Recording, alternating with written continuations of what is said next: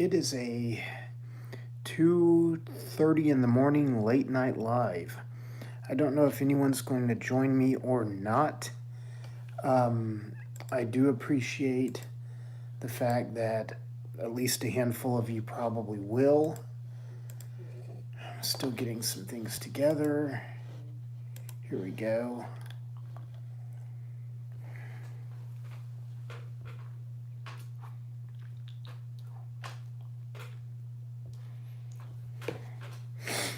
Excuse me. Give it a moment for some people to come on in here. Hopefully not a real long live tonight. I think I say that every time. Then every time I go longer than I'd planned to. So bear with me if I do rant and rave tonight. I meant to do the next live I did with Lou, but I haven't been able to contact him this week. And who knows, he may be getting burnt out on lives, but I figured I would throw this one out while I had it on my mind.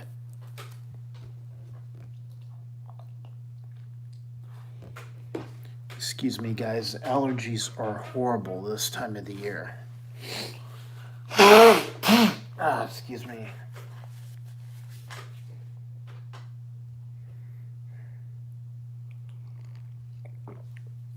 Big shout out to KY Constrictors.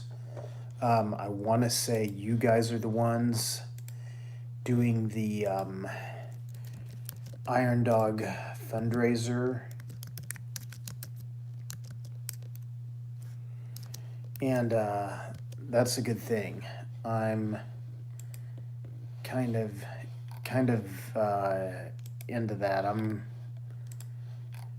definitely pulling in your corner on behalf of our friend Chris.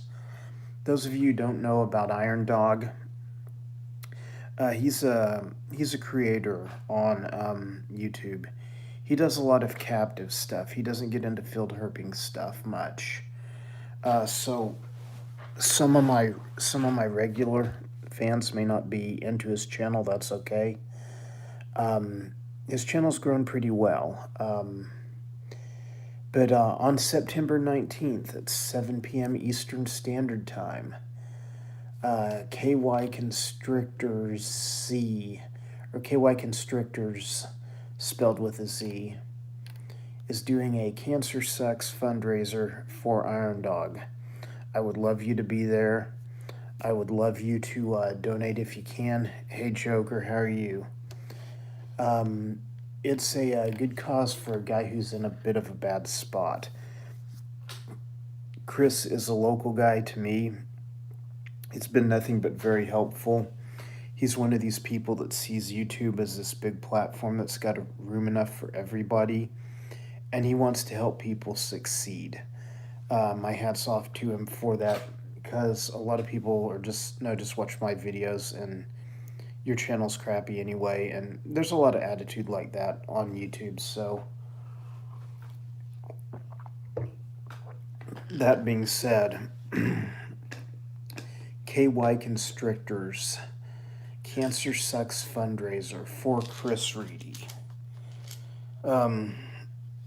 This isn't anything that isn't already out there. Sorry, gang. I've got to take my medication for my allergies. Hey, Solo, how are you doing? Glad to have you and Joker in the house.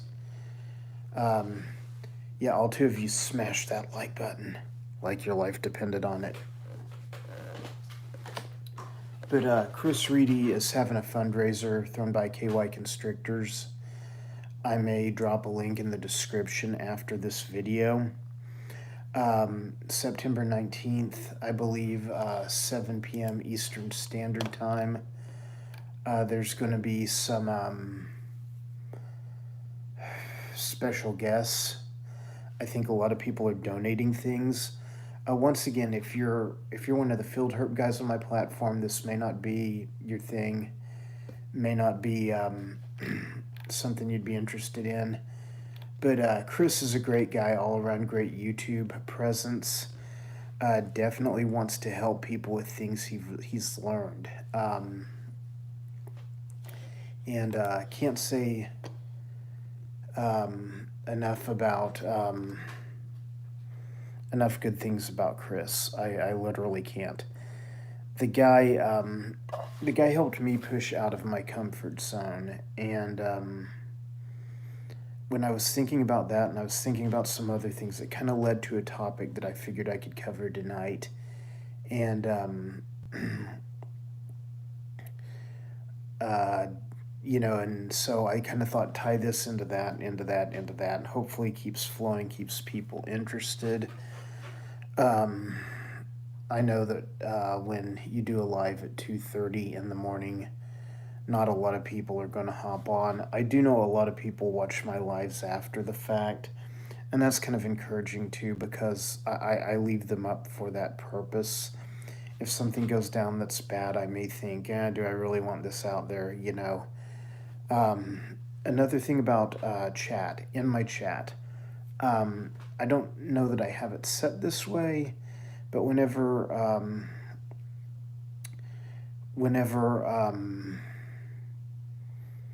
you guys use profanity in the chat, for some reason it flags it. I have to free it.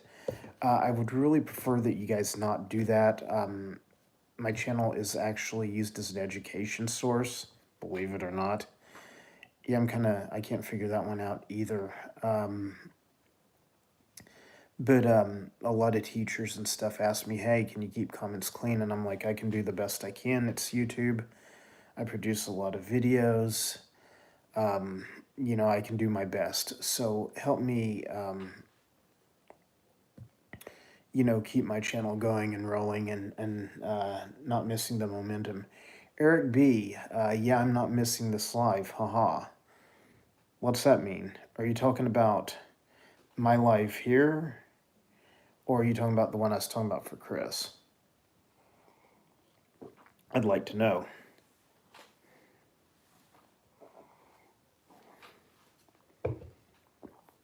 Eric B, don't worry about it. Just like going forward,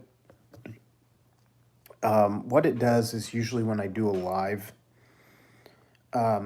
or when I do a video, like the comment gets hung up in the chat, and it's like I have to go over and like free it. I could assign people wrenches, but generally I don't, generally I have, 20, 25 people max in one of my lives.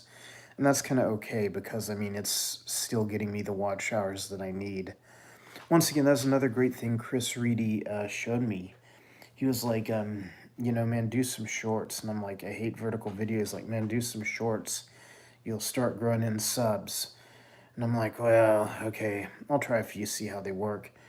Turns out it's really, really useful for not just YouTube shorts, but Instagram Reels, TikTok, things like that. I'm not getting into Facebook Reels. Don't expect to see me over there anytime soon as far as releasing video stuff because I kind of feel like, Facebook already owns Instagram. Instagram Reels has been hugely successful for me. My reels over there are not getting 20, 35, 40,000 views like some people's reels are. They are getting 3 and 4,000 views. They're adding to my subscriber count every day over there. And, and it's just kind of, it's really a growing platform. And I think it's making a lot of us reevaluate what we do with video. I did want to talk about my history tonight because I sat down earlier today when I had a few moments and totaled up some things and looked at some things. Like I said, Eric B, don't worry about it going forward. Let's see if we can watch it. And man, I'm not going to get personal if you don't. But at the same time, it's just like, teachers hit me up and say, hey, man, I have your class watch, I have my class watch your videos and then write reports on all of them. And I'm like, okay, like, don't tell me I'm becoming a role model. I really can't cope with that. I'd probably be a bad one. Boa Man, Facebook banned you again. Quit doing things that Facebook bans you for. Boa Man, my Instagram page, glad you brought that up. It's all one word, Wagoner County Snake Hunter. If you look up my name, Todd Autry, on Instagram, you should find it. But it's Wagoner, Wagoner, County Snake Hunter. Um, and I'm on Instagram. Please do follow me on Instagram. I am trying to minimize my Facebook friends and family to people I'm involved with for things like work, um, other things, job connections. So I'm really kind of minimizing my friends from the reptile community on Facebook. I'm trying to get them to go over to Instagram. I got an email earlier from a guy whose name sounded vaguely familiar. Thank you, Joker, for that. And I'm going to read a portion of it real quick. I'm going to pull it up here. I'll leave out the guy's name because I just don't think his name's important. Okay, here it is. Hey, dude.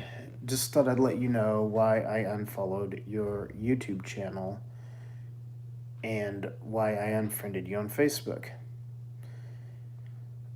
I noticed that you didn't pay any attention to my page, and when I would comment on one of your videos, you would never reply, you would never engage with me. So I just thought you didn't appreciate my presence there, and so I went ahead and unfollowed you and unfriended you.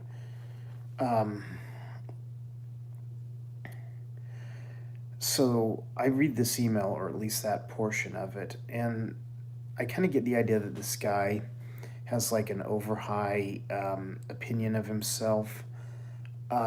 Once again, I'm not going to even bother, getting into the what I think is going on. Hey, 2Metal for you. There, Bowman, I put it in the chat. Wagoner County Snake Hunter on Instagram. Yeah, basically, I have this philosophy about life. When this guy who emailed me, I never saw a comment from him on any of my YouTube videos. I went back through the studio, I looked. I spent about an hour of the day looking for any comment he made that I ignored. Could not find one. Sorry, man. You unfriending me on Facebook? Okay. See you later, dude. I really don't want friends on Facebook. Matter of fact, the fewer friends I have on Facebook, the lower my stress level goes down. Now, once again, like my Discord family, my job connections, things like that, no, I want you guys on Facebook. As well as my Instagram, if you can find the time. If not, no worries. But basically, I'm gonna say it like it is. I mean, this last year, I had an incident, a most unfortunate one, where someone misconstrued what I said, or actually a meme that I shared, and they basically tried to launch a doxing campaign against me over it. As it turns out, it kind of looks like it's going to blow back up on them, even though it hasn't yet, and this is like a year ago. And hey, Brad Clark, glad you stopping by. But anyway, I watched a live from a guy I follow from another platform. His name's Gator. And Joker, you'll know who Gator is. I watched that live back from May where he like takes the mask off and starts, going on, going off about things. And I'm not trying to dig up that old stuff. But I did catch one interesting thing in his video that he said, and it made me stop and think. And I thought, this needs to be your MO, straight up. But this guy Gator had said something about, if you can't stick up for me behind my back when I'm not there, don't call me a brother, I'm not your friend. And he was talking about clearing all the trash out of his life. Now, once again, I kind of think that his response to the situation. I won't say it was premature. Maybe he should have given it a little more thought, but at the same time, all in all, for the most part, I did agree with the guy. And I'm kind of the same way on Facebook. Man, if my name gets brought up somewhere in some group and you can alert me to it, send me screenshots, or at least stick up for me, I don't want you on my Facebook. Um, I got rid of a zookeeper guy who was a good friend of mine going back to 2003 over this deal simply because he's still friends with the guy that tried to dox me, which to me makes him an unsafe person to be around. And then, to the best of my knowledge, he never tried to do anything to mitigate the situation. It was a stupid misunderstanding. I mean, I didn't mean anything harmful by sharing the meme that I shared, and some people who weren't even supposed to see it and were actually blocked from seeing it still saw it anyway. Um, and, I haven't put a lot of time or energy or effort into those people since that happened because, like I said, it looks like it's going to blow back up on the guy that started the mess. Um, you know, but that's neither here nor there. And other than that, I'm not giving him like time and energy. I don't have it to give. I can just delete and block and delete and block and delete and block all day long, and it makes the world so much lighter. One thing I like about Instagram is it's your nature pics. You follow people, they follow you. Anyone can follow you. I'm sure there's drama on Instagram. I don't find it there. Once again, I'm sure it's there because it's everywhere. But it's kind of like that's kind of like where I hang out. And exactly, Joker. Love the ones that are close, that are true. Love the enemy from a distance. Yeah, I agree, Boa man. I like Instagram better than Facebook.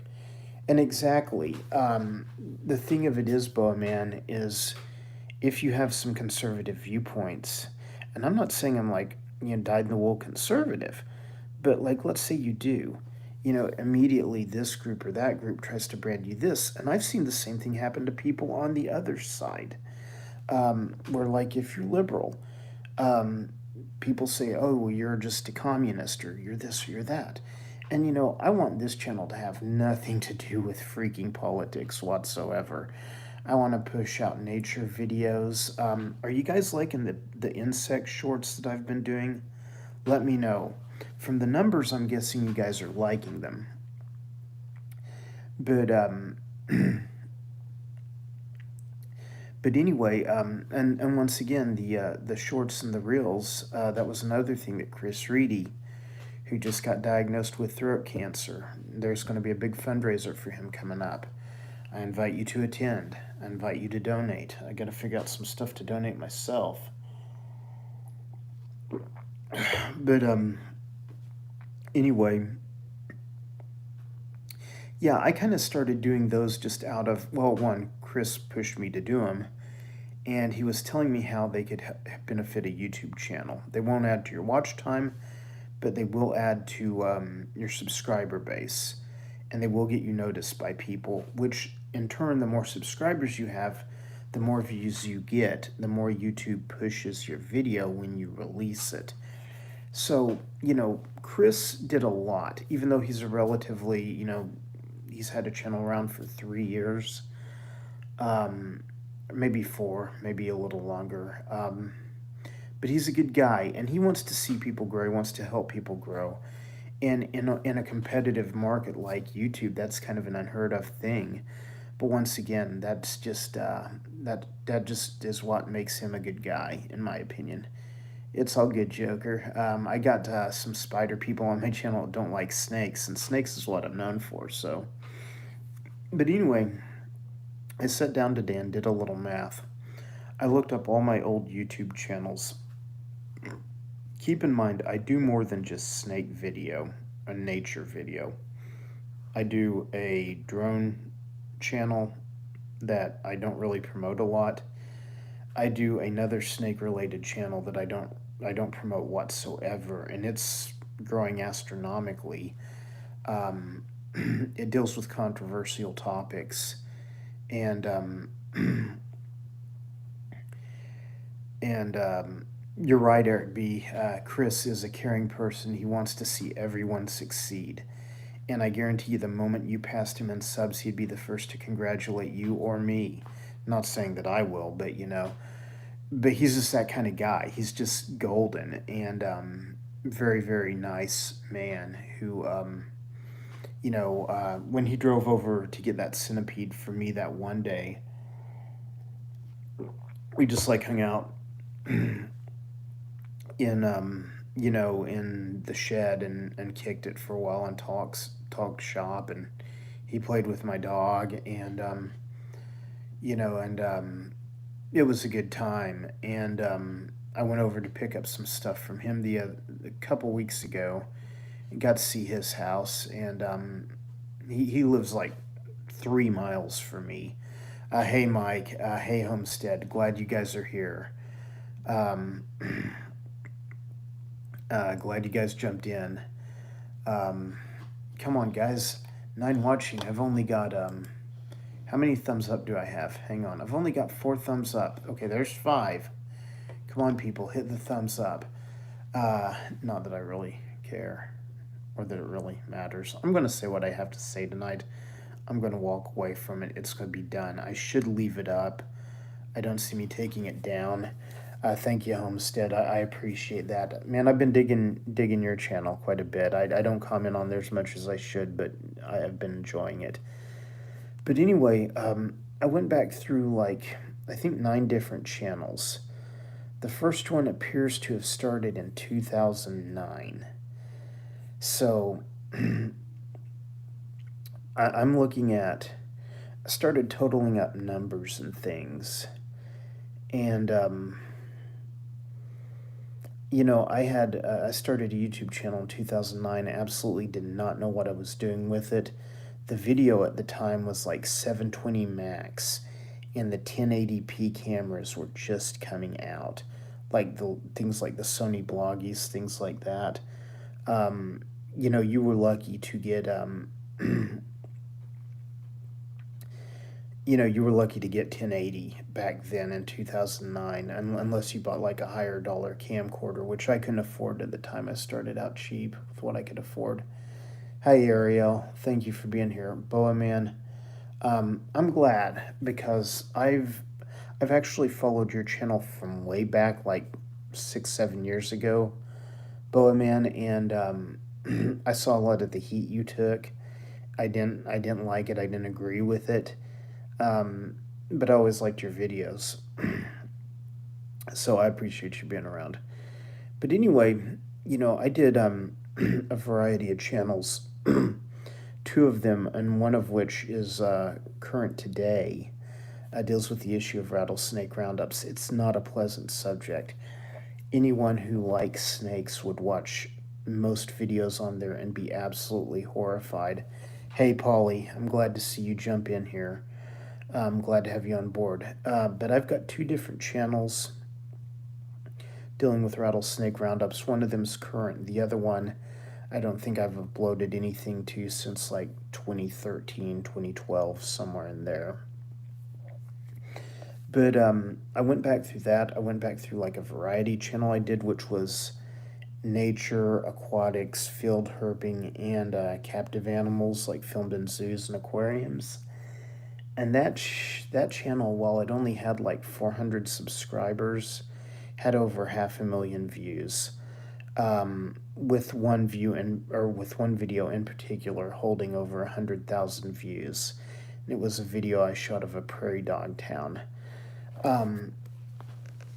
It would have been nice if I would have had like the concept for the channel that I did back then in place when I started doing this one, and could have covered a lot more bases and stuff. I hate the fact that YouTube niches people down and drills you into a niche. I like filming all kinds of different aspects of nature, and I've got plenty of bugs and critters and things running around my house, so that kind of gave me the opportunity to do the shorts and the Instagram reels. Started uploading to my TikTok again, although I really don't care about TikTok. It seems like Instagram reels is really where it's at as far as growth and things like that. But anyway, I looked across probably 8 or 9 different channels today. Went back, and some of those memories that brought back, because like some of them were from previous life situations and things, and some of it was live music that I did, some of it was rodeo stuff that I did. I don't regret filming any of that stuff. I just kind of like, you see something that takes you back to that place in time, that memory, and you're like, wow, things are so much more different today than they were then. And that's okay. I mean, you live and you learn. And right now, I'm working on I built a channel for my dog, of all things. My friend Autumn is like, you need one more YouTube channel to worry about, really? It's like, well, yeah, the dog thing seems kind of popular and I'm kind of enjoying it. And then it's a way for me to document my time with my dog. I inherited him when my dad died last year, and he kind of has been the reason why I have not left the house a whole lot. Yeah, Autumn from Hissy Fits hit me up earlier, 2 Metal. Yeah, no, a lot of us are home on Friday night, Saturday mornings. Autumn from Hissy Fits hit me up earlier, 2 Metal. She said, you're just not the same. She didn't say you're not the same guy. She just said, you were always running, you were always going out, you were always field herping. It's like now it's just like you've become a homebody. And I thought about that, and I thought, well, part of it has been just all this stuff with taking care of my dad and my dad's final issues, paperwork, financial affairs, things like that. It'll knock a lot out of a person. When you bury your last parent and you have to go around to 30 different places and do all this stuff and close this and close that and write letters to these people and write certified letters to these people and do all the stuff you have to do. It's a bummer. It's a drag. It kind of gets you focused into being a bit of a homebody. But anyway, what the shorts and the lives have enabled me to do, at least as far as this channel, is they've allowed me to boost my watch time, and the shorts have given me a way to, film things and not edit and just upload, which is kind of a relief because out of the whole process, I hate editing worse than anything. It's bad enough to try to film a venomous snake that could and would potentially kill you and monitor 3 cameras, a snake hook, possibly a flashlight, a lot of times by myself. Sometimes I get help on these videos, sometimes I don't. So sometimes you're messing with a highly dangerous animal or one that could be dangerous. And, you know, you're working 2 cameras and a snake hook while watching for traffic. That's what I do. In some of the videos I get, don't mean to sound like I've got a chip on my shoulder, but you drive like 3 hours to find one animal, and then it's like the video only gets 100 views, and you're just like, because you put so much work into it. Well, right now, I'm kind of exploring possibilities of other things I can do with this channel while still keeping it, you know, snake related, nature related, snakes being a primary thing. And I definitely am not going to stop doing those videos anytime soon. I kind of am taking a break from them right now. I'm kind of like, I don't even want to look at that. I want to upload video of my dog. I want to upload this other video that I've had kind of chopped up for a long time to my Roundup channel. It's called Roundup Rodeo.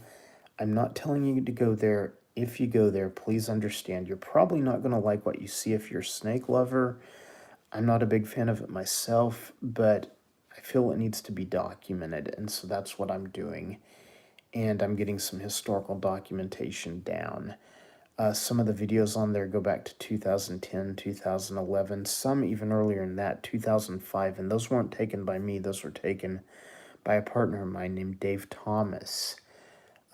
He filmed stuff in like 2005, 2006. Yeah, gout did have me down for a bit.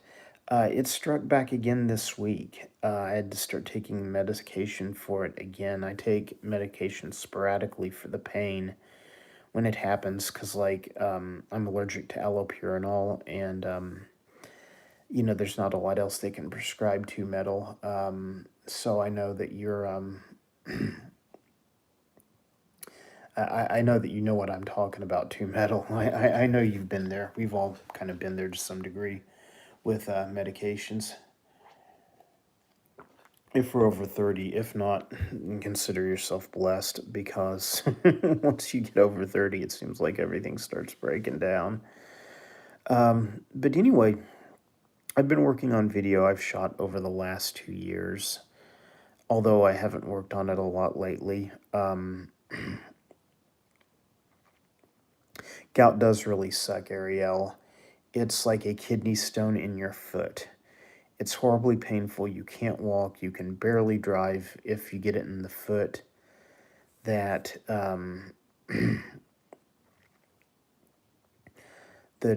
or foot or knee or ankle, wherever you get it.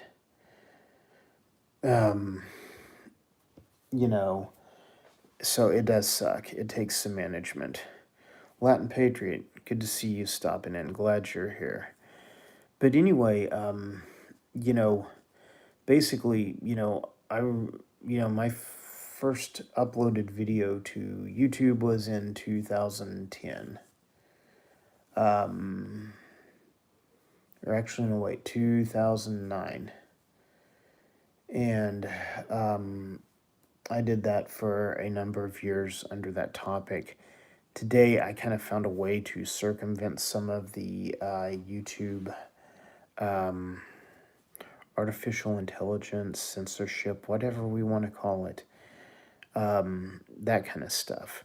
So I'm still able to put out my channel with the controversial stuff. I just, for the most part, leave the blood and guts out of it. I will always have that stuff later. I'll always have that stuff on like an age-restricted video or an unlisted video. So, like, that lessens the process of, getting dinged or something. Two of my videos on that channel got age restricted, and like neither one of them had over 100 views, so I kind of found that interesting. But either way, I love to shoot the video. That's the part of it that I enjoy. I've kind of taken to doing lives. I don't say necessary evil. At first, it was a necessary evil. Now it's kind of like necessary pastime. I don't want to do them all the time. I don't want people to only think that I do lives, but what can I say? I mean, they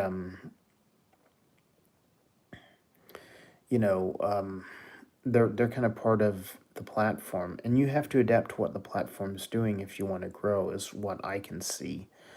If they roll out shorts, you have to do some shorts. They're going to promote that. They're going to promote lives. Exactly, to metal. You nailed it. You kind of nailed what I was thinking but not saying. Yeah, I take indomethacin for the pain and two metal, and I'm sure you're familiar with that. And that knocks out the pain real quick, but it also gets you functional again when you have to get functional. And if I can sit around and prop my foot up all day, I do that. But, you know, when I can't, when I have to be out and out somewhere, I end up having to take the medication. Yeah, the lives get the hours and they get promoted, Ariel, and people like I can do this one right now, and all my friends in the States will be like, "Why did you do them so late?" Well, it's midnight around here before anything settles down. And then it's like my friends from Australia, New Zealand, Japan. People from all over the world catch them when I do them at this time.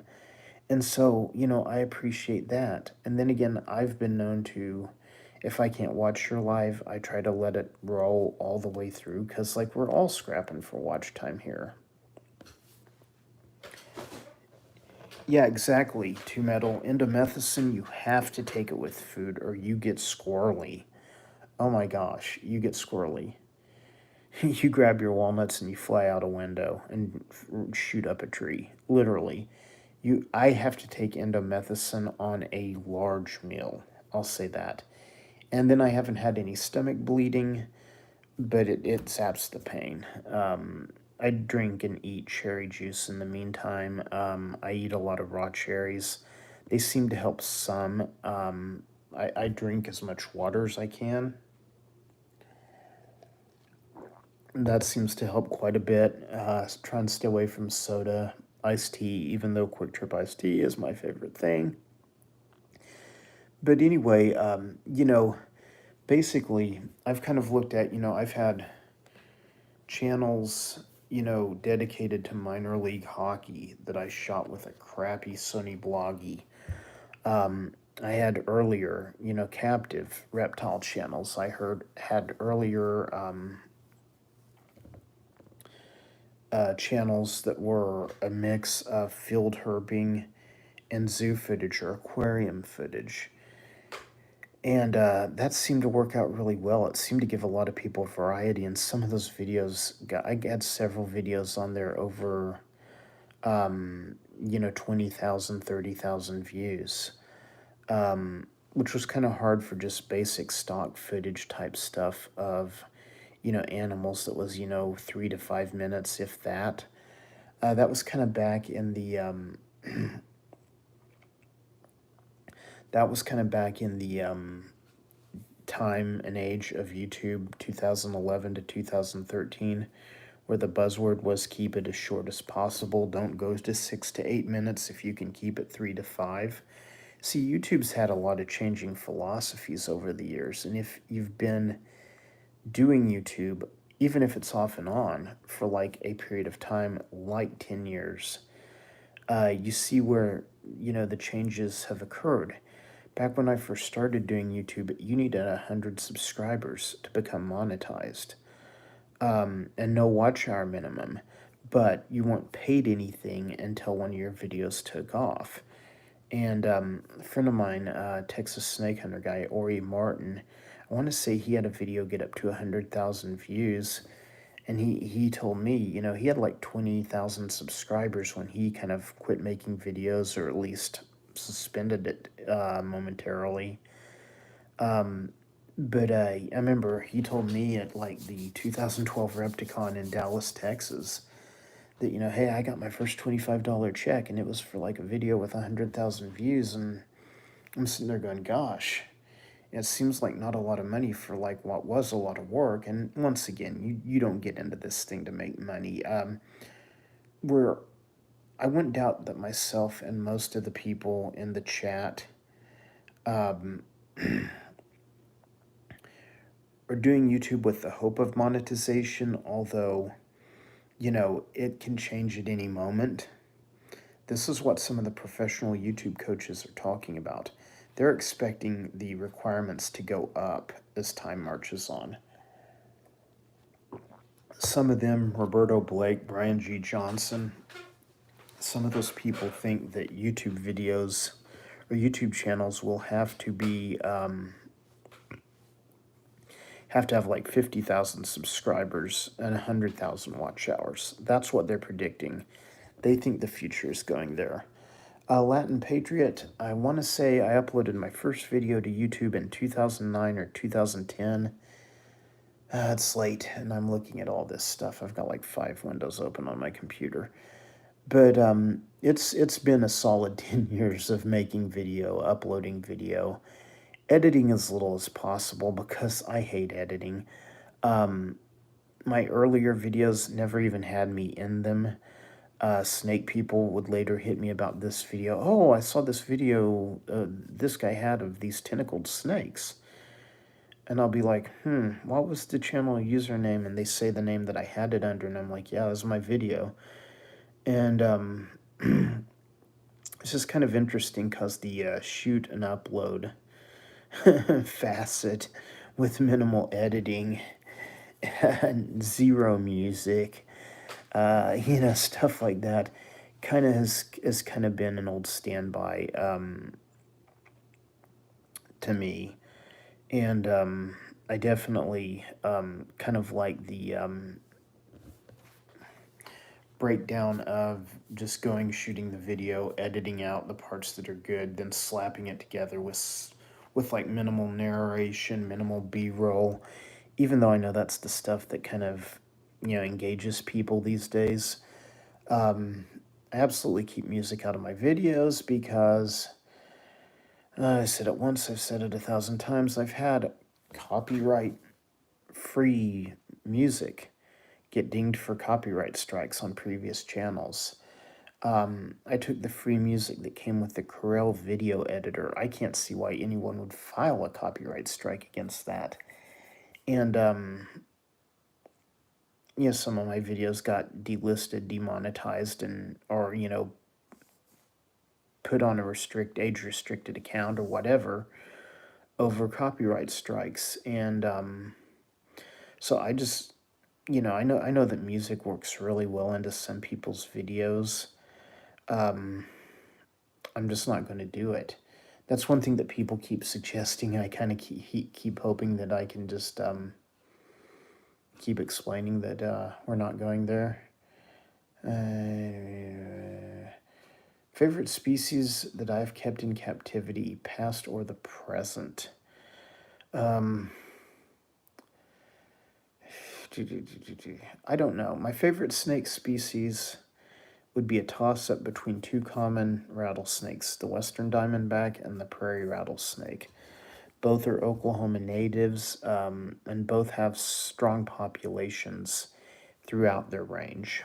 I'll say that. I'm not saying they're not in trouble. I'm not saying they're not facing persecution, but they are fairly common snakes throughout a lot of their habitat. And those two rattlesnakes, the western diamondback, the prairie rattlesnake, Crotalus viridis, the black-tailed rattlesnake, the Mojave rattlesnake, those bigger desert species, those are the ones that really get me going. My favorite lizard species, Boa man, you would ask. It's okay. I had a pair of Gyrosaurus major, which are Sudanese plated lizards. And Boa man, you check out my Instagram a few pictures back. There's a picture of me with two of these Sudanese plated lizards on my shoulders. They're like monitors, but they're kind of about the size of Ackie monitors, but they're really, really chill. I've heard some are like aggressive and some bite. These were like as docile as bearded dragons, but way more entertaining. But anyway, that's my favorite lizard species. Once again, I invite anyone to add me on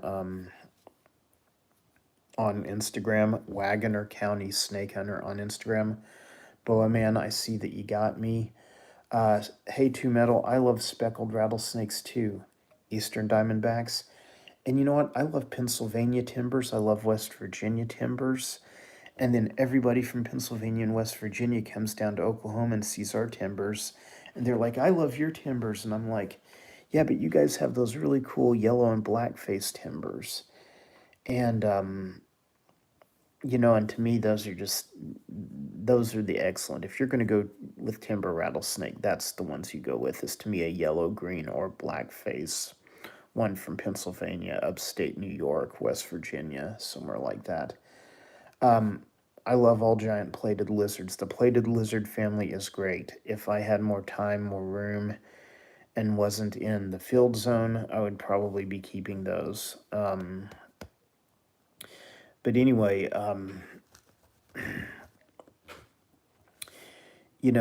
favorite snake I've ever kept, gosh, I don't know. Probably a Crotalus atrox. I mean, I've kept Western Diamondbacks before. They're fun. I've kept monocled cobras before. Those are definitely cool. The anti-venom, I think it was getting to where it was hard to come by, and because I didn't like robbing the zoos, and of course, I'd never planned on getting bit either, but because of that, I kind of stayed away from exotic venomous in the latter days of my keeping career. I keep very little stuff anymore. I've got some turtles. I've got some spotted turtles I need to make a video of, and those have been with me a long time, like since 2011, 2012. I've got a Mexican black king snake that I raised from a hatchling. He was as big as my pinky. Today is as big as this desk. Definitely the low maintenance stuff is kind of what I will keep if I'm going to keep anything. Sometimes I take in like a dumped pet or something and get it in shape and get it onto the next home. Brad, I love Gilas. I love the whole Heloderma spectrum. I love the Mexican beaded lizards like the Rio Fuerte. Those things send me through the roof. I absolutely love them, but they're expensive to work with. They're expensive to acquire. The permits that I hear about, because I've got a friend who owns a couple, it just sounds like it's so much dang work, and I don't want to. I don't want to be involved with keeping things. I want to drive to Arizona and see one in the wild. I want to drive to, California or Texas or Mexico and see this or that in the wild. That's kind of where I'm pursuing. On this channel, I still do an occasional, captive video sometimes when the situation presents itself, when I don't have a lot to upload. And YouTube kind of says to you that you need to upload once a week, preferably twice a week, but at least once a week. I'm kind of sitting here on this channel going, outside of shorts and lives, I'm not going to produce a video for a month just because I've got a good one in the queue. I'm waiting to see if I can get the narration done. And I'm not going to release it till I'm happy with it. And that's fine by me. Yeah, turtles. I really like turtles too, Metal. What I like about them is, like in a place like Oklahoma where we have generally fairly warm winters, it's warm most of the winter here, is you can leave them outside like, year round. Your North American native turtles, things like spotteds, painteds, diamondback terrapins, you can leave those things outside most of the year. You generally only have to take them inside when it gets really, like 30 degrees and below. And even then, sometimes, they make it there. I mean, they're used to those colder temperatures and they're used to hibernating in them. And definitely very interested in the Turtle and Tortoise Preservation Group. That's one organization that seems to have a lot of good stuff going on. I like them a little bit better than the Turtle Survival Alliance, although I don't want to get into the whole that versus them here. But as far as herpetology societies, the Turtle and Tortoise Preservation Group is pretty much the bee's knees for me. But anyway, hey Stefan, thank you for stopping by. Greetings from Bavaria, I appreciate it. Once again, that's another great thing about doing lives in the middle of the night, is people in other countries that don't normally pick up on them will, pick up on them. So, with that, I appreciate you stopping by, Stefan. I'm going to try and check out your channel after this live's over, and I'm closing in on an hour, so I'm going to try and wrap it up pretty quick. But, gang, just be aware that I do try to keep my comment section fairly clean. And believe me, I'm a big free speech person. Say what you want to say. In a perfect world, nobody could be offended. And I don't even care if people get offended. It's kind of more like, if I let this teachers group use my channel, then they have other students watching. They're emailing the links of my videos directly to students.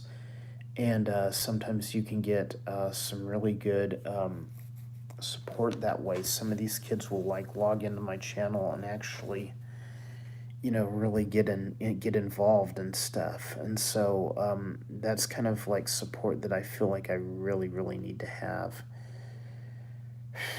because diversity in your audience is a huge thing. Like Ariel just popped up in the chat. She does some cool live stuff, but she also does some like cooking videos. And my God, I need to quit watching her channel because I think I gained 5 pounds when I watch an Ariel video when she does a cooking demo. She does them well. Her videos are well produced. Get by and check her channel out if you like cooking videos. Definitely appreciate her and her support from down under. Hope we see you up here in the United States soon. That's all I'm going to say, Ariel. I'd love to have you up here. Me and you need to go party together or something, and that would be a blast. Oh. But anyway, sometimes like, people hit you up about things, and my whole philosophy in doing YouTube is it's just another outlet to market stock video. I never really cared about being a YouTube personality. It's starting to grow on me a little bit, just because like people tune in and watch my lives, and there'll be 10, we've got 11 watching right now. That'll 22, 25, 30 people will view this before it's over with. It will get a couple hundred views. Now, once again, is that as much as, some of the bigger names? No. But when we're scrapping for watch hours, subs, things like that, every little bit helps. But anyway, like I said earlier, if you send me a request on Facebook and I decline it, please don't take it personal. I'm trying to get people over to Instagram. It's owned by Facebook. There's a lot less drama. There's a lot less groups. There's a lot less groupthink on Instagram that I see. Maybe you see something different. To me, the thing that gets really annoying about the reptile groups, even the good ones, is sometimes they have this jump in and start bashing kind of philosophy with its new people. And that's one of their faults of Facebook, is people can't look at a post. Now I can, not always successfully. I can do it, my friend Bill can do it, my friend Autumn can do it. We can look at a post on a Facebook group and say, this person doesn't really understand what this group's about, and everyone else thinks they're a troll, and no, they're actually just being dumb. And and I shouldn't say they're just being dumb, but they don't realize that like the picture that they posted is going to stir controversy, is going to stir dissent, is going to stir hatred, and they just think, wow, this was a neat picture. You got to know how to tell those differences between people if you're going to admin a reptile Facebook group. I'll say that much. And for the most part, with the exception of a handful of them, I generally steer clear of them, because I just don't care to be involved in it. I really don't. I'm accessible here on YouTube. I'm accessible on Instagram. I put an email at the end of all my regular videos. What I've really found is that people say, oh, I want to contact you, and I give them an email address, and then they never contact you. It's like, somehow it's easier for them if you Snapchat or if you Facebook. And I don't do Snapchat, never will. Don't like the platform. It's gone. And Facebook, anyone can send me a message on Facebook. Um, it may be a while before I see it because it goes to the other file. And I'm not going to apologize because, I've noticed a lot of people on Facebook add people who they have absolutely no interest in. They just want like a lot of people to follow them back or stuff like that. Same thing with Instagram. If you follow me on Instagram, um, if I know who you are, that's different. If I know who you are, I'll follow you back immediately. But like when I have, people follow me and let's say the picture is this like gorgeous looking Latin American lady in a swimsuit that has a guy's name. I mean, it screams of troll, it screams of phishing, it screams of fake profile. I don't follow those back. When someone follows me on Instagram, I go and look at their page and say, do I want to follow their page? Because, generally, what, I don't, I generally try to follow back and support those who support me. That's been my creed, like in the last 3 years that I started this new YouTube channel. Like Ariel, um, I watch 9 out of 10 of her videos, and um, honestly, like I like cooking videos, but like cooking's not like a major interest of mine. But she supports my channel, so I go out of the way to support hers. See, on things like Instagram, Facebook, people, send you or they follow you, and then the moment you follow them back, they turn around and unfollow you. And so I generally wait a few days before I refollow someone and keep an eye on the numbers, see if they drop. Um, just because if your channel or your page isn't going to hold my interest, you're not producing content I want to see. I don't really want to waste time with you. Yeah, Facebook is sickness to a large degree. Um, yeah, and it's like you're right, Boa. The Facebook groups pertaining to reptiles on Facebook are just not all of them are completely toxic. Some of them are very toxic. And literally, I don't want to be associated with a lot of them. And there are a lot of them are people that if they showed up in my hometown and said, "Hey man, I'm here for a few days, let's go herping." I would go herping with them. I would show them some of my spots. I would ask them for tips on their spots.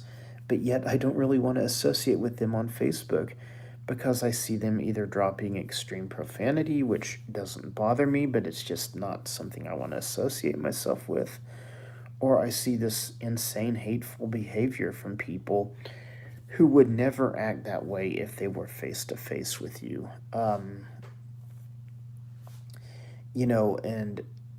I just overall, generally anymore. Oh, sorry. Once again, allergies. Um, I generally don't want to be involved with, you know, some groups are almost like hate groups. It's like, even though they, you know, say, well, we're, you know, this rattlesnake group or we're this boa constrictor group. No, what they are is they just jump at the chance to bash new people. That's never been my philosophy, man. When I started doing things back in the 70s and 80s, man, people took the time and showed me. So why would I not want to pay that forward? And the admin's ego, that's a huge problem with Facebook reptile groups. I'm not going to name names. Um, I don't want to have anything come back at me, but needless to say, over the last year, I went from having like 870 people on Facebook to below 500. Facebook to me is being treated now more like LinkedIn, which is a professional job search social media outlet. And and that's working pretty well for me. Basically, the people that I'm going to stay in touch with on there are going to be the people that I do business with, the people that put money directly into my pocket. Um, just because you've subbed to this channel doesn't mean I'm going to accept you on Facebook, especially if I don't really know who you are, like this one guy earlier. I never could find a comment from him, and I saw where I went out and liked his posts. Like, I would go to his page even though I wasn't getting his notifications, and I would like this guy's every other post or something. And I never found where he liked any of mine. I never saw. He saw a couple of my Facebook stories, but he sent me this whole big email about, well, I've supported you and you didn't support me back and blah, blah, blah. And I'm just like, dude, I never knew you. I mean, I'm sorry, I didn't find a YouTube channel under your name. You could have messaged it to me on Facebook. I would have had it right there. I think I still have the guy on Instagram of all things. Either he's forgotten he followed me there, or he just hasn't decided to delete me there. But whatever, dude. I mean, knock yourself out. Um, I've been shooting video for over 10 years. I've been doing photography much longer. I'm not that good at photography. I like video.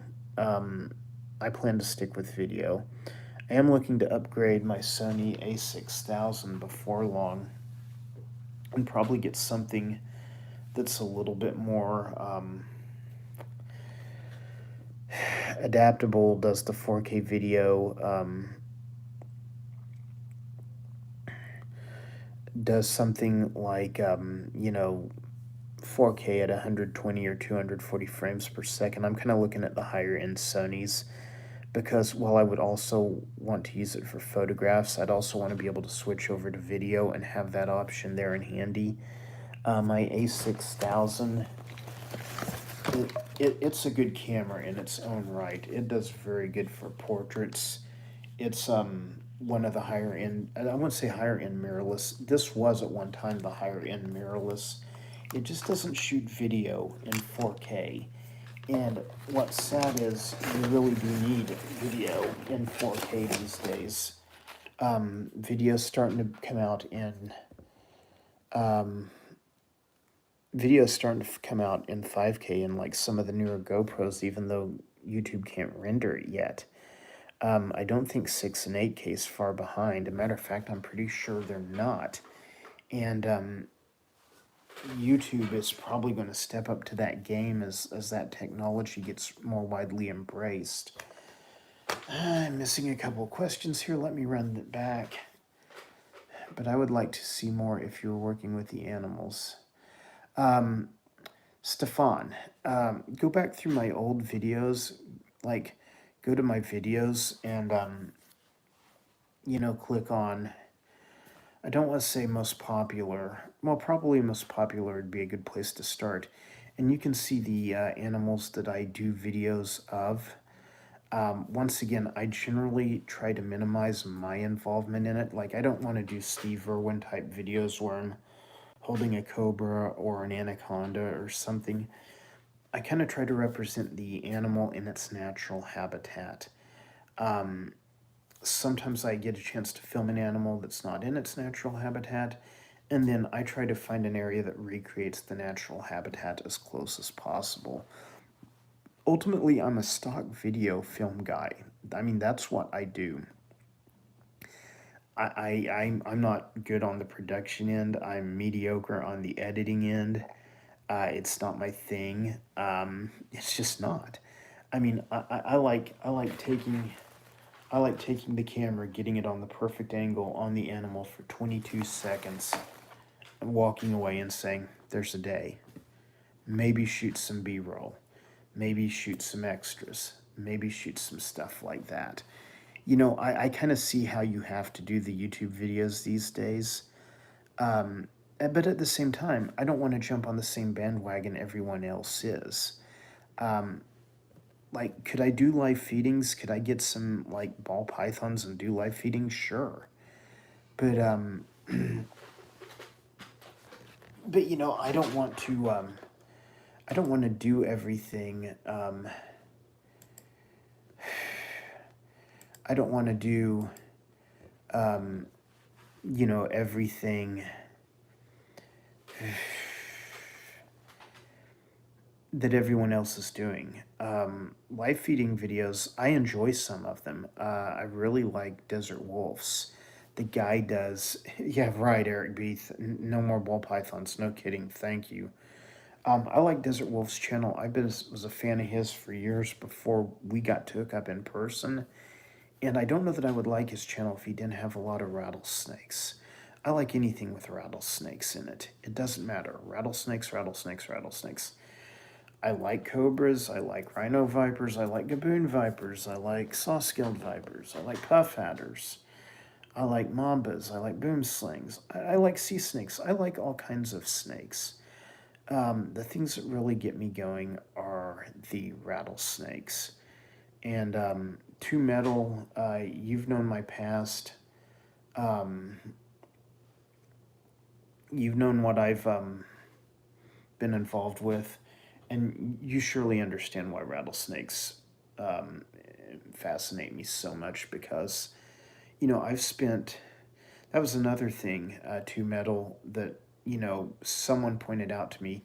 Go back to the first roundup you went to and the first thing you did as far as documentation. I had a Sony Coolpix camera, or an old Nikon Coolpix, not a Sony Coolpix, Nikon Coolpix. It's one of the first Coolpix they came out with, and I got a lot of photos from the 2009 Apache rattlesnake roundup, and and that was one of the first projects I worked on. Didn't realize that I would go on to later sell video to Nat Geo. Didn't realize that I would have licensing opportunities and things like that. And that's where I'm kind of like getting at is ultimately, to me, even though this is a fun hobby, I wouldn't say it's a fun hobby. I would say it's a job. It's a job. It's a fun job. It's a hard job, but it's still fun. It's still fun to do. Anything, if I put together a 15-minute presentation on YouTube, you can bet your bottom dollar that there's like 30 seconds I'm hoping a network calls me about. Either that or I'm throwing over on Shutterstock, Blackbox, places like that, because like I don't need to waste my time with anything else. Now that may sound arrogant, but I don't mean it that way, but like literally. And YouTube, yeah, that's a great point, Ariel. I got you a wrench, Ariel. I hope you're okay with that. Let me know if you're not. I'll unwrench you. But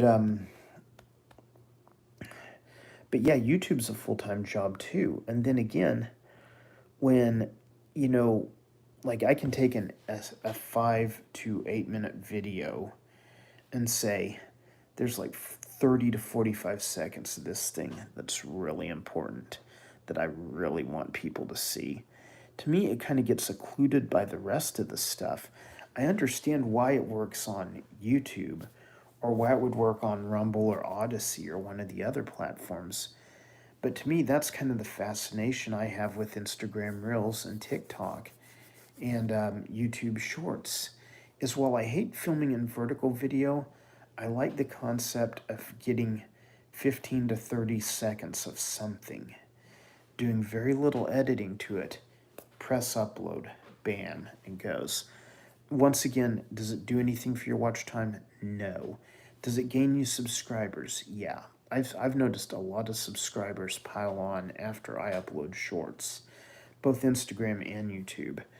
And so basically, I mean, YouTube's a tool for me. I'm not going to be like every other channel out there. And then I had a buddy down in Texas who did some feeding videos. He did a handful of feeding videos, even though most of his stuff was just legit snake education videos. And they started, and they started,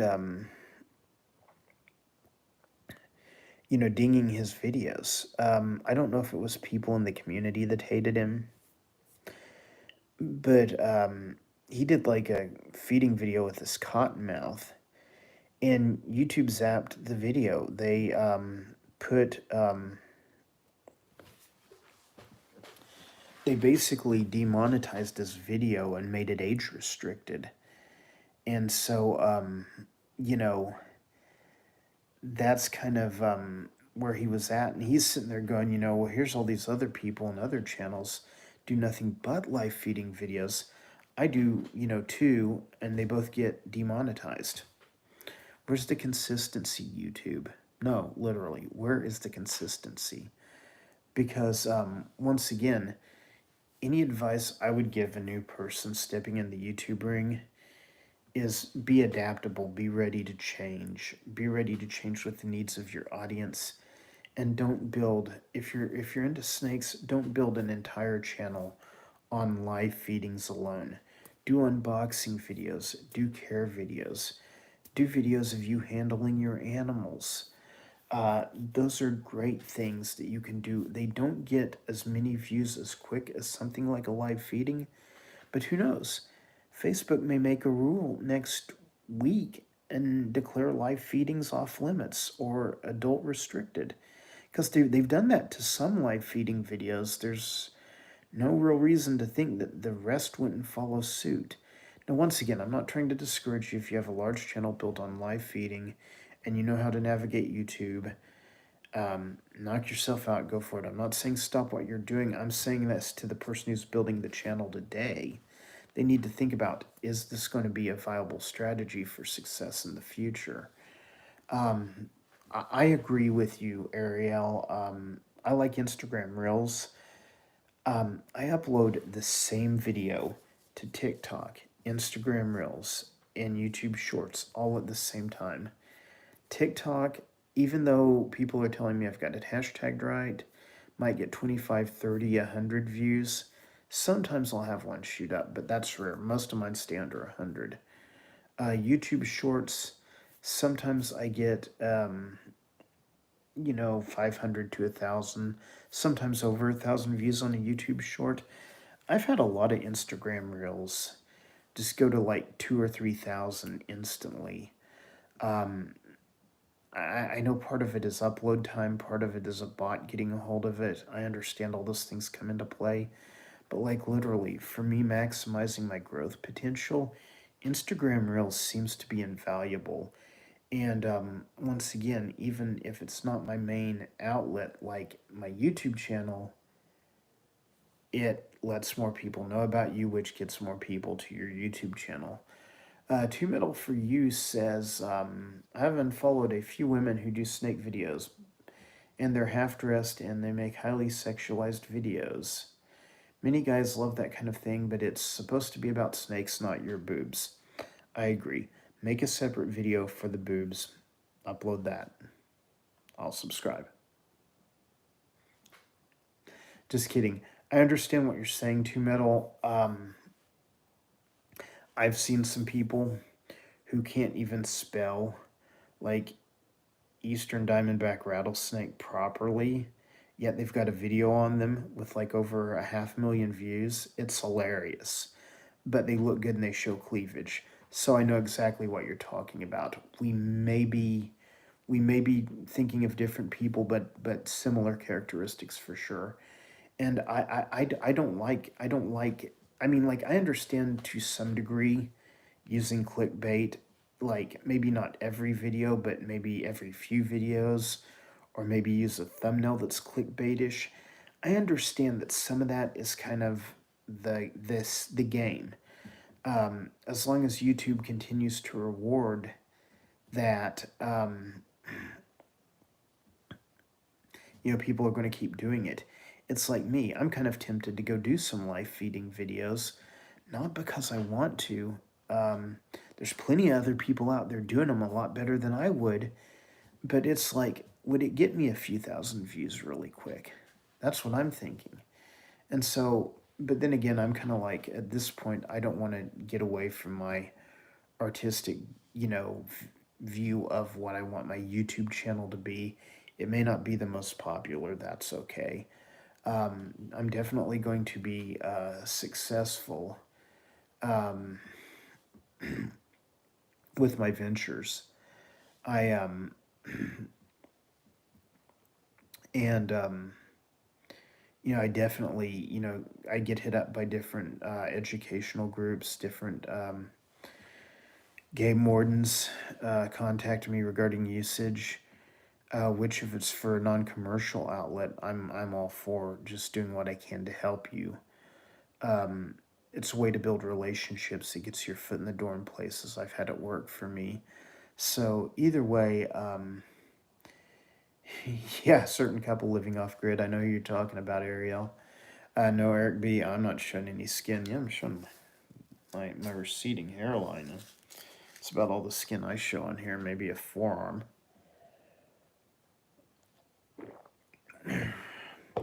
You're right.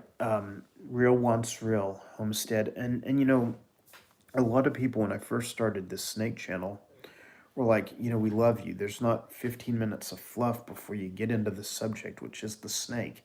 We see the snake for 3 to 4 minutes, then we're out for the day. I got a lot of comments like those in the beginning, and sadly, I kind of had to grow as along with YouTube as well and do things a little bit differently. And thank you for that too, Metal. That means a lot, and that's like the highest compliment someone can give me is, um, I started what I did with video for Rise Against Rattlesnake Roundups back in 2009. 2010 is when I started. I spent thousands out of pocket traveling to those things, getting the footage, getting it put together, putting it up, things like that. I spent thousands out of my pocket. I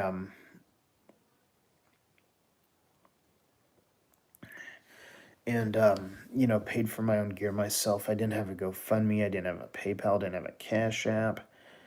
Um, we never took donations. We did for like 2 weeks when we were working on a specific project that never materialized. But like all the times I drove to Sweetwater or Oglesby or O'Keene or Mangum, it was 100% out of my pocket. When Bill came down and joined me to Metal, when Bill from Pennsylvania came down and joined me, 100% out of his pocket. A lot of us did a lot of the things we did. Just we sank thousands into our love for the animals, and that's why a compliment like that from Two Metal means so much to me because I've spent a lot of my life fighting for justice for these animals. I don't intend to quit anytime soon. Now, am I altering my approach? Yeah. Are a lot of people not liking it? No. That's right. I'm making some enemies, and once again, that's why the absolute toxicity of Facebook has become like something that's like growing duller and dimmer by the day for me. So if you send me an ad on Instagram and I don't accept you, there's something wrong. There's a reason. I accept almost anybody on Instagram. I accept anybody on YouTube. I generally don't block people unless they get really derogatory. And let me read this comment real quick to Metal. To be serious, you and Bill were who inspired me. Thank you. We did a lot. Me and Bill did a lot back in the day. Me and Bill are not really seeing eye to eye these days. We're still friends, but will I be working with any projects on him in the future? I don't see it happening. Bill is indeed a good person. He just has to take a different kind of approach. Me, I don't care about the reptile community. I hope I piss them all off. As long as the ones that like me and stay sub to my channel, stay sub to my channel, keep watching my videos. I don't care about people who want to talk about you in a private group, talk about you after they've blocked you, talk about you to people behind your back. All that stuff to me is just complete chicken scratch. I mean, it really is. If you got something to say, say it to my face. Put it. I mean, if you live two continents away, put it in a video. Tag me in it. Email it to me. Keep it private. Make it public. I'll return fire with in public. I mean, it doesn't matter to me, but to me, it's really really stupid for someone to go out of their way to try to destroy someone's life, or get people terminated from their jobs or whatever because maybe you free handle or maybe you don't, or maybe you just didn't like this meme, or maybe you like this meme, and it's just like, God, like, enough already. Like, seriously. I hope and pray that each of you spends less time on Facebook and less time on Twitter, because literally I think, excuse me, go ahead and say it, Eric. Because I was going to say that I think that Twitter and Facebook have just become two of the most toxic outlets of media in our country today. Hey, thank you, Eric B. I've been checking out your channel some too. I'm a fan, so you should expect to see more comments from me on your channel. And once again, I make myself available through Instagram, through YouTube, through email. And it's not that I'm inaccessible, it's that I'm not going to make myself easily accessible to you, especially when I don't know what you want or what you need. If you need to borrow 30 seconds of my video for your college presentation, emailing me shouldn't be that hard. Getting a hold of me on Instagram shouldn't be that hard. Anybody in this chat could probably point you to my Instagram or message you a link to it. I could. Yeah, unfortunately, too, Metal, I do know what's up with Bill. He has let certain things get in the way of the vision that we originally had. That's why I've taken a different strategy and kind of adapted to it and working on it on my own. I don't doubt that at some point in the near future I complete a book that originally Bill and I think were going to write together. But, Bill's got time to admin all these other groups. I love the guy to death, don't get me wrong. But he's got time to admin all these other groups, and then he doesn't have time to work on the stuff that we talked about working on. So here I am working on it while I've got the time. I'm going to be sad when I publish it without Bill, if it gets published. But I'm not going to let, Bill's other concerns, other issues, and his adminning 50,000 Facebook groups get in the way of what used to be his primary focus and still is mine. So, Eric B., autographed copy of that book. I tell you what, Eric B., I don't have a book yet. I did publish an article for Reptiles magazine, and I may see if I can try to track those down. I've got a box of them somewhere, and I might get an address from you if I can find those and see if I can send one to you. It is online. Google Rattlesnake Roundups by Todd Autry, Reptiles Magazine, or Reptile Channel. You will find it. But I have some actual physical copies of the magazine with the article in it. The pictures were taken by Sky Stevens. She's a brilliant photographer. 2 or 3 of the pictures were taken by me. That was like in 2012, I think. So it's a little bit old, but it's still out there on the internet. And Eric B., believe me, if I start pulling more of the book together and things start going the right direction, you will hear me talk about it. You will hear me go on Iron Dog and My Animal House and all those guys' show to talk about it. Sadly, a book like this is kind of similar to the Texas Rattlesnake Roundups book written by Clark and Fitzgerald.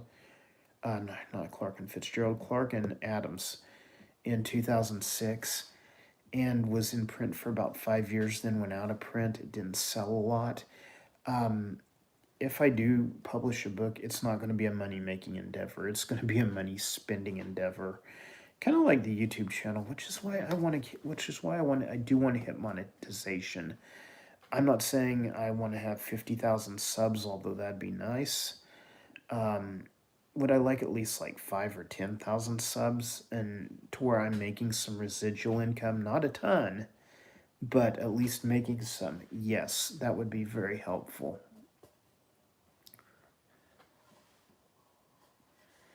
Homestead, thanks for stopping by. I'm always glad when you stop by. Gonna try and keep up the good fight. Gonna keep showing some critters. Hopefully some aquatics videos coming soon, because I feel like I've got I feel like I've got an aquatics vibe going on. Like, I don't want to point a camera at a snake for 3 months, and so my hours on this channel, Ariel, are right about 2,000.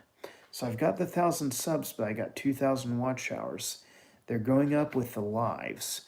So, and once again, I don't want to put out long lives and not talk about anything. I know some people that do that. They put out these like really long lives, and they just don't they don't really they're not really engaging. So that's why I try to keep mine around an hour to an hour and a half, and I try to keep it action packed and keep talking the whole time, as I hope people stay on for the full time, or at least a good chunk of the time. But Homestead, do that, man. Break out that GoPro and hit the water. GoPros were born for water, man, and they get great shots. I love my GoPro. I've got a Hero 8 around here. And Ariel, thank you for all you do. Brad, Clark, thank you for stopping by.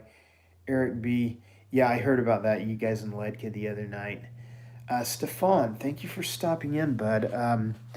Definitely leave comments on my videos if you get a second, because I will definitely go check out your channel.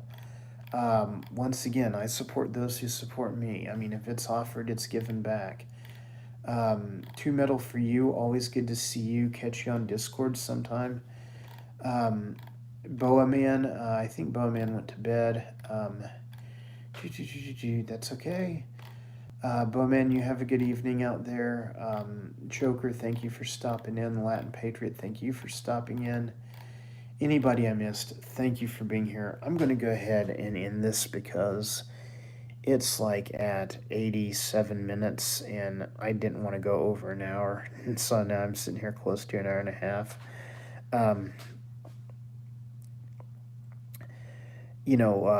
Literally, I should be paying you to watch me for an hour and a half. I mean, like, honestly, I think 30 minutes to 45 minutes, I keep it pretty good and tight. Then after that, I start going off different directions. But I've got a few things in the queue I've got to finish tonight. It is 3:47 here. I have to be up in like 5 hours, and I've still got work to do.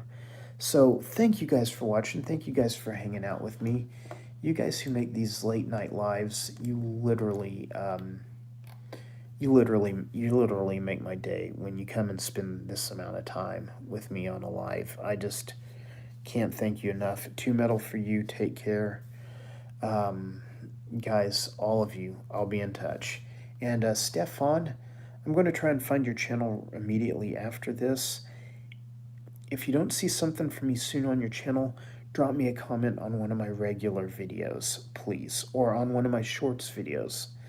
That'll give me a way to track down your channel, because I get a lot of stuff incoming all at once. Thank you, Stefan. You're the special guest tonight, Stefan. I appreciate you stopping in from Bulgaria, I believe it was. We will be in touch. You be in touch.